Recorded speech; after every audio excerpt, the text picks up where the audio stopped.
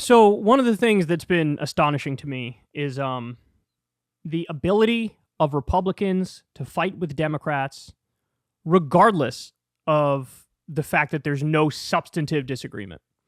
So, we've been talking about this vis-a-vis the border. If you look at the facts, Biden has actually deported more people than Trump did. Biden kept in place Remain in Mexico, which was the Trump-era law. Biden kept in place Title 42 for quite a long time, which was the pandemic-era policy of no due process, just deport people if they come across the border and it's an undocumented immigrant. There's tremendous agreement between the Republicans and Democrats on the issue of the border. Tremendous agreement. In fact, that's one of the main criticisms of the left of Democrats is that you guys are way too much like Republicans, right? But facts be damned, numbers be damned, approach be damned. There's now this big hullabaloo at the border. Did I just say hullabaloo? Like I'm 85 years old. There's this big thing at the border going on right now where Border Patrol is trying to police the border, but the governor of Texas sent the Texas National Guard to try to supersede the Border Patrol in the hierarchy. And they're putting up razor wire and they're putting up razor buoys and they're just trying to be even more insane and extreme on the border, even though both are repping a conservative position on the border. Now the Supreme Court told Texas, stand down, Border Patrol is in charge. Texas put up their middle finger to the Supreme Court and to Joe Biden. We kind of have a standoff going on right now. And in step Congress, where Biden has been trying to make a deal. The Senate has been working on it, bipartisan, Democrats and Republicans, to let's have a new piece of immigration legislation that would allow Joe Biden to shut down the border on day one. Just totally shut it down. No due process, kick everybody out, et cetera, et cetera. And now all that's going on, but what you're about to see is Republicans are just pretending that that's not going on. They're just pretending like Biden is giving a speech every day saying, we need open borders, we need anarchy, we need, fewer Border Patrol agents. It's just, they live in this fantasy world. So what you're going to see here is Jim McGovern, a Democrat, is at this committee hearing, House Rules Committee hearing on Monday. And this guy, Tom McClintock, is testifying here and basically saying, we need a president who will enforce the laws, and we need a president who's not a little bitch on the border. And this back and forth is glorious. Watch what ends up happening. They're common sense unless you are deliberately attempting to admit millions of illegal immigrants into the country.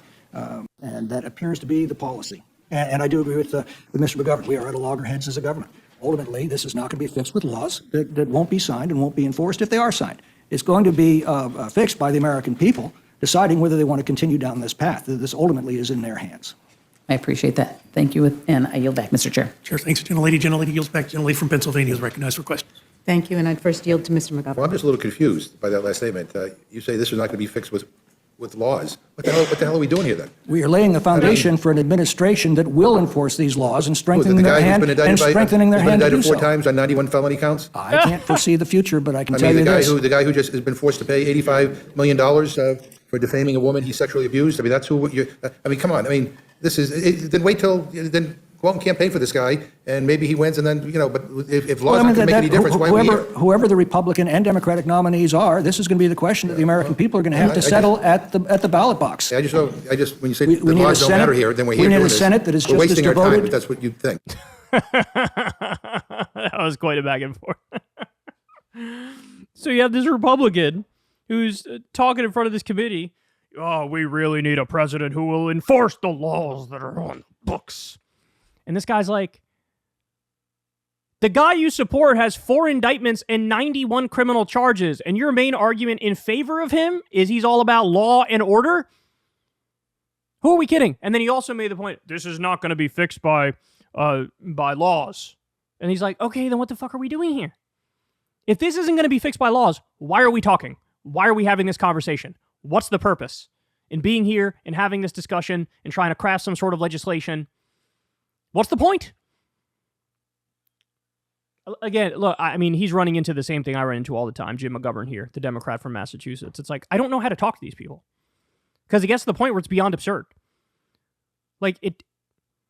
You can't say I want a law and order president who's going to enforce the laws, and the guy you're picking has 91 criminal charges against him, tried to overthrow the previous election, just was found liable and has to pay $85 million because he sexually assaulted a woman and then defamed her afterwards in the process. He's about to get his whole business taken down from the case in New York. Business fraud, insurance fraud, tax fraud.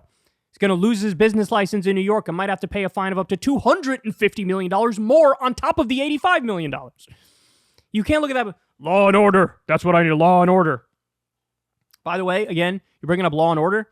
So I suppose you're on the side of the federal government over the state of Texas, right? Because anybody who believes in law and order knows about the supremacy clause of the U.S. Constitution, which says federal law overrides state law. Therefore, U.S. Border Patrol, federal Border Patrol agents override the Texas National Guard, or the Texas State Guard, I should say. Right? You're going to speak out in favor of the federal government, right? Oh, no, you're not. You're not going to do that. By the way, also this idea of law and order, just so everybody understands, due process is not something that could be casually revoked.